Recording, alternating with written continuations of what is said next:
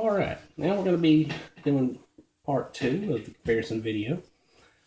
As before, all these pistols are safety checked.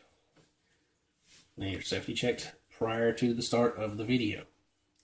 And trying to do safety checks on video can be a bit cumbersome, and doing it 4 times is just time consuming and cumbersome. So they are safety checked, rest assured. Now, in this part of the video, we're going to talk about the trigger and the sights and some general thoughts. Now, as far as the Glock, as I said in the first video, I picked this up used. They replaced the stock front sight with this fiber optic sight. They also had the trigger smoothed up a little bit. They didn't really replace any parts or anything like that. They just kind of smoothed it up so it wasn't gritty, because the trigger can be just a little gritty out of the box. But other than that, it's very similar to stock. Now, Glocks are known to have a mushy trigger, and that is because of the way the thing works. The Glock is a partially tensioned striker, in which the action of the slide cocks the striker about 50 to 60% of the way. The trigger pull cocks it the rest of the way. The other pistols here use a sear that pretty much rotates or drops and releases the striker. So they are pretty much fully cocked when they're ready to go. The sear engagement is positive, so there's a slight camming, and the pistols, the striker does move some, but it's less than a millimeter total, really. So it's more akin to single action than it is double action. But I wouldn't say they're unsafe like a unsafetied 1911 would be. These are designed to be drop safe and have all kinds of passive safeties to prevent issues, and all the safety precautions that go along with Glock, they go along with these. They are designed for to be quick into action and without any complications. So that does require you to be more diligent about your firearm safety and your trigger control. And people are fallible, and they can forget and put their fingers on the trigger when they shouldn't. But that's something you need to watch out for. Don't let yourself do it. So, if it does worry you, though, as I mentioned before, the Smith & Wesson has the option to have a manual thumb safety. The Sig, as I understand it, should come with this come with that option in the future, but currently does not. So, on to trigger pull of the Glock. Like I said, it can be a little bit spongy due to the fact that there's more tension that you're overcoming because you are cocking back the striker. So you're going to feel a little bit more spring tension pulling the trigger. You will hit a wall after a little bit, and then you will probably experience a little bit of creep and then a break. And the break is pretty clean once it does break. And the reset on a Glock is fairly short and very tactile and very audible. Now, the audible part, if you're at the range, you have earplugs or some kind of hearing protection, you're not going to hear it. If you've pulled the trigger on a pistol without earplugs, your ears are going to be ringing. You're probably not going to hear it. But you can definitely feel it. Now, I'm not the type that practices writing the reset. I can do it. If I'm really looking for tight groups and everything, I can do it. If I'm trying for real speed, I can do it. But it's not something I actively practice for, because I have so many different pistols that I like to shoot that I would get short stroking problems for one, and two, it's just not something I really subscribe to as being that useful. I can tend to shoot all my pistols very well, very quickly, regardless. Now, as I said, a little bit spongy, but a fairly clean break and a nice reset. And it's a very usable trigger. I was able to shoot it very well pretty much from the beginning. Some people may have an issue with it, but a lot of people who would have issues with Glock would also have issues with other striker fired triggers because of how they work. So it's not a big concern. It's just practice. All triggers need practice. If a trigger isn't quite what you want, there are always options. Most all pistols have some kind of option for trigger improvement.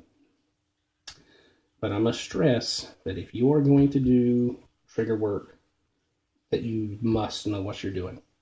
If you do not know what you're doing, you cause the pistol to be unsafe, and then you have an accident, you put a hole in a wall of your neighbor's house, or you hit somebody with a stray round, you are in serious trouble. That is negligence and reckless endangerment, and depending on how bad the person is hurt, it could include manslaughter. So if you are not comfortable working on the inside of a pistol, have a professional gunsmith do it. So always keep that in mind. I stress that every time I mention trigger work. If you can't do it, don't feel comfortable do it, you have even the slightest inkling that you might not be up to the task, have a professional do it. So you need to absolutely be honest with yourself. Do not delude yourself into thinking, I can do it. If you're a new person, if you're new to shooting, or you're not mechanically inclined, don't lie to yourself. Okay? It's just not worth the safety risk. Now, we talked about the trigger and the fact that it can be improved. Don't lower the weight too far. It's always, there are limits. Most people accept 5.5 pounds as a good limit for a striker fired pistol. So if you're keeping it around in that area, you're good. Now, sights. These are, of course, the front sights have been replaced with a green fiber optic, but the rear sight is the factory sight. It is polymer. It has this U-shaped outline. The original factory was just a polymer post with a white dot. I'm not a big fan of the outline style. I can use it. It doesn't hurt my shooting. It's just not what I prefer. My fiance, on the other hand, she really likes it. So it's very subjective. If you don't like it, you can get replacement sights for a Glock very easily because of their immense popularity. If you don't like the polymer sights, you think that's a little hokey, you want metal, you can get a set of factory metal sights from Glock for $30, front and rear. You can get basic plain sights from other companies for less than $50. You can get more advanced sights like fiber optic or things like that for just a little bit more money. You can get night sights for less than $100. Some brands will cost you more, though. But you can get a reputable set of night sights for a little less than $100. Now, we'll go on to the M&P. First things first, this is definitely not the stock trigger. This is an Apex Tactical forward set sear trigger kit. And the reason I have it in here is because I absolutely hated the stock trigger on the MP. I could use it, I could hit with it, it was just mushy, really ill-defined. I just hated it. The trigger was thin, and the entire bottom section hinged. Instead of having a little tab in the middle, the whole bottom section was hinged. So it felt like it flexed a lot. And I didn't feel like I was connected to the trigger and had a good feel for what was happening with the trigger. So I replaced it.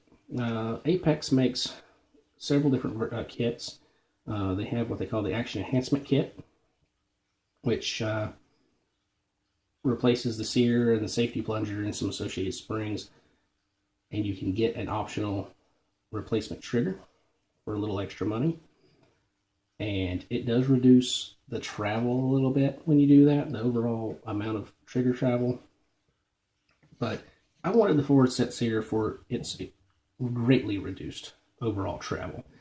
But when it's set up how they recommend, I wasn't a fan of that, because the way they have it set up is that you would take up almost no take up at all, very little movement. And then after that little bit of movement, you would get a nice crisp break.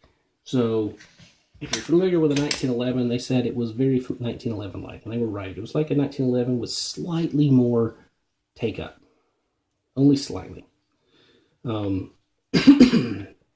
So it was a very nice trigger, but it had more over travel than I like, and two, not as much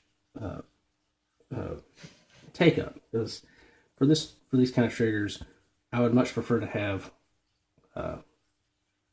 take up to over travel. I'd much rather have take up than over travel for any type of pistol, because over travel tends to be where you have the most chance to cause problems with your aim and accuracy.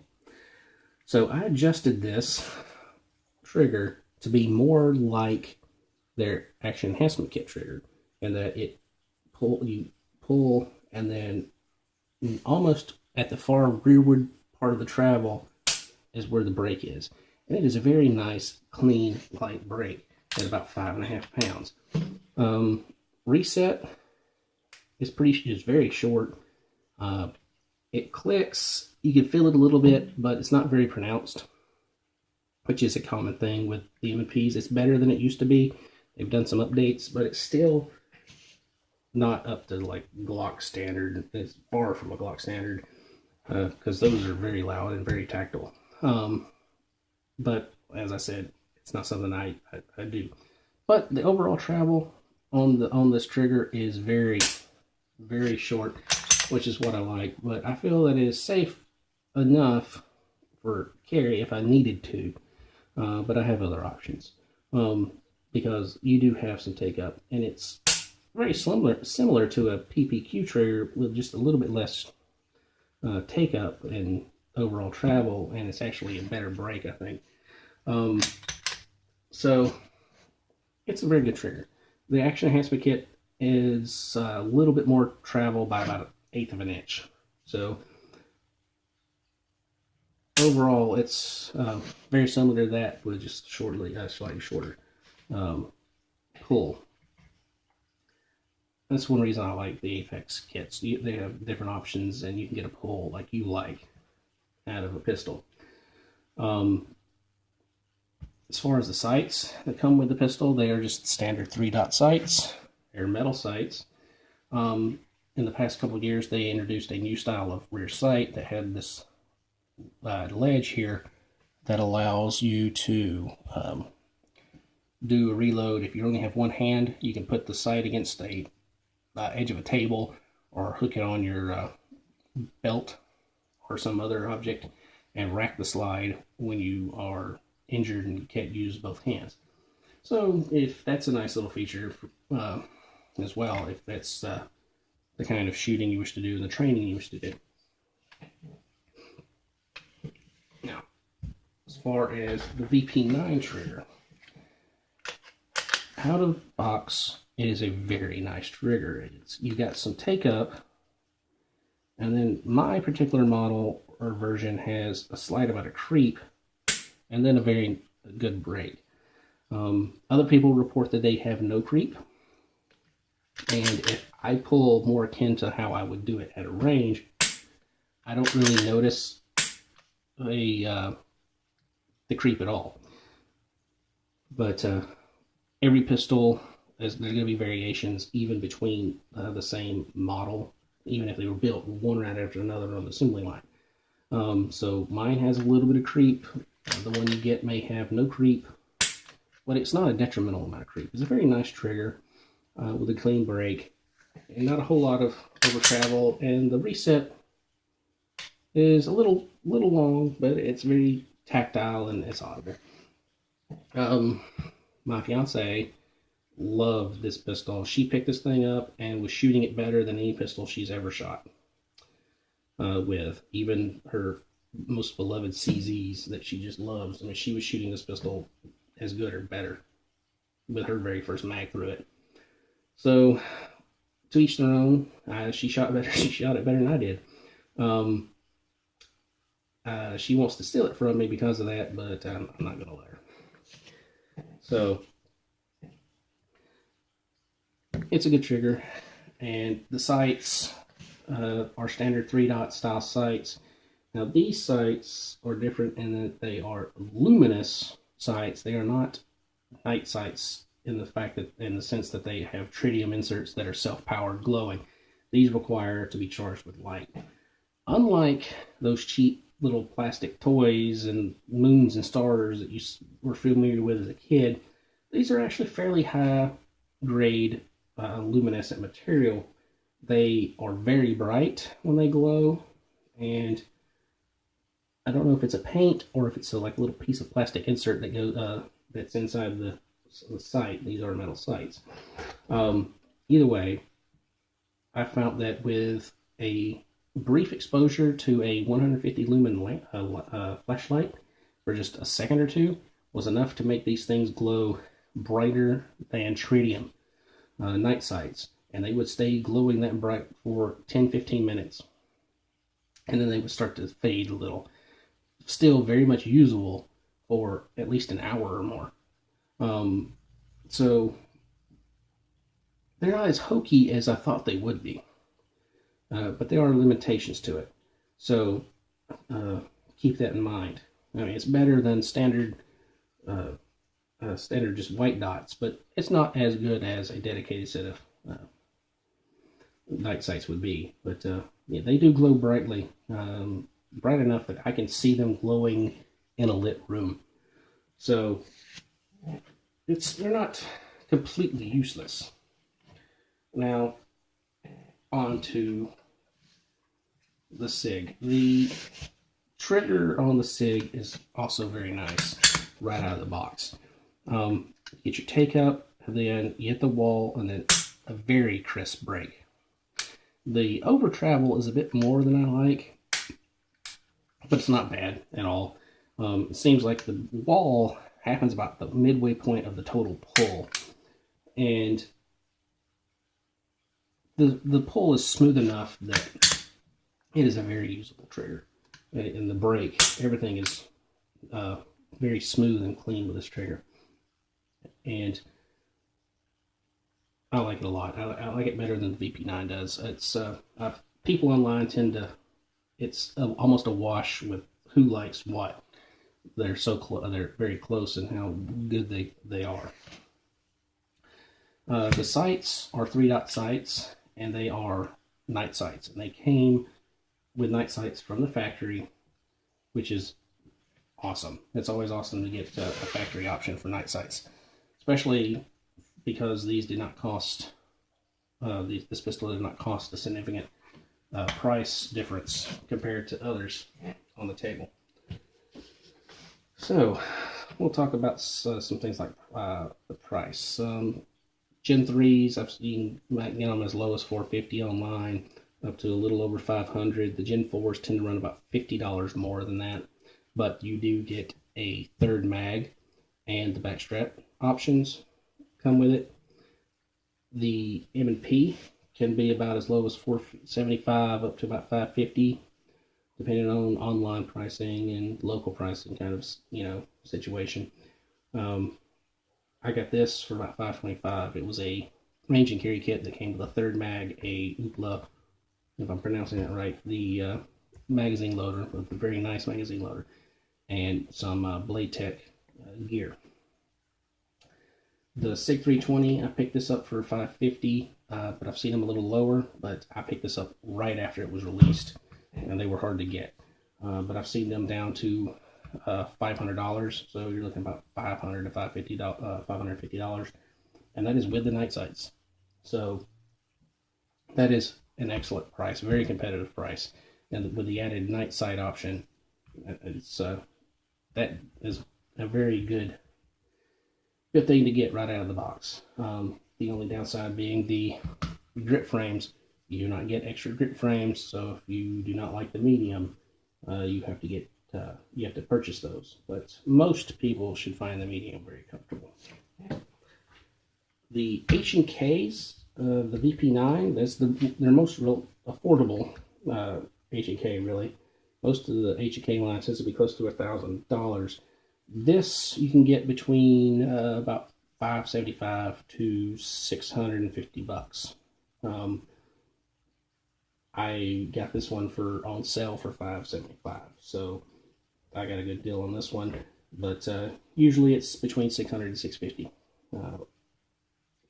especially in local stores. The option that comes with night sights is an extra $100. I think it comes with a third magazine as well for that price. So if you want night sights, it will cost you a little bit extra, or you'll have to buy them separately. Other pistols that I don't have, but I have some familiarity with. The Springfield XD line. I had the original XD, and I have shot a Walther Ppq on many occasions. The Walther Ppq feels very similar to a H&K Vp9, but it has the best out-of-the-box trigger of any striker-fired pistol I have ever shot. The M&P trigger is better when I changed it to the Apex, but out of the box, there's nothing that can beat that PPQ. The XD, the trigger is pretty good. Some people don't like it. Some people think the break is a little too ill-defined. That's more akin to like a revolver style trigger. I always felt that it had a decent break that I could actually feel, but it's all personal preference. I found the XD to be very comfortable. There was no removable back straps for it though, but they have since put out an update for the XDM, which improves ergonomics and feel, and has options for back straps. So there's that. The original XD can still be had for around $400. You get a pistol and a couple magazines, and that is because they are phasing out the old style and phasing in what they call the Mod 2, which is a enhanced grip version of the original style. You still don't get optional back straps or anything, but they've improved the grip a little bit.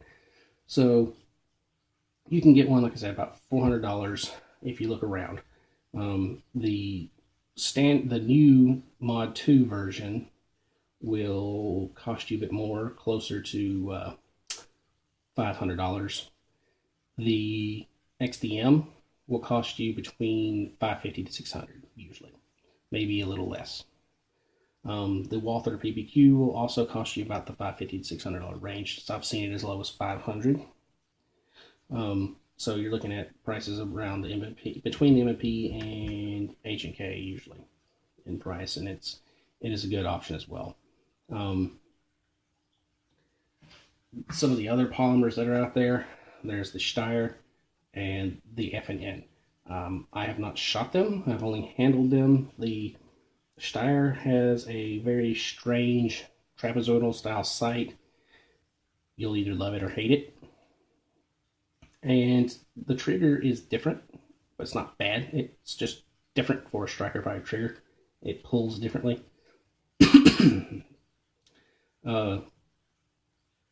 But it's something that's, I think that if I shot it a little bit and I'd get used to it, and it wouldn't be bad because it does have a nice break.